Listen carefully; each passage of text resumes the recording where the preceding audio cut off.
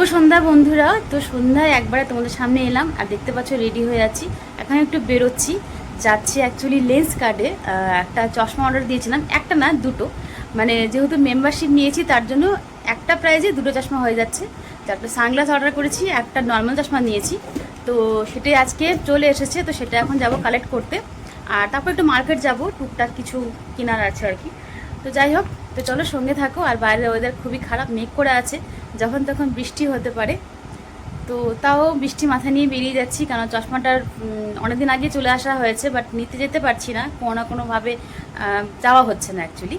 তো তার জন্য আজকে ভাবছি যে না, আজকে যাবোই, চশমাটা নিয়ে আসবো, কারণ আমার যে বাড়িতে যে নর্মাল যে ফ্রেমটা পরি সেটাতে একটু সমস্যা হচ্ছে ফ্রেমটাতে। তো তার জন্যই কিন্তু মানে তা তড়িহুড়ি করে বানানো হলো এটা।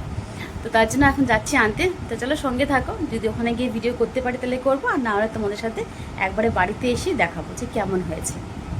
তাহলে চলো এখন রাখছি, পরে কথা বলছি, বাই।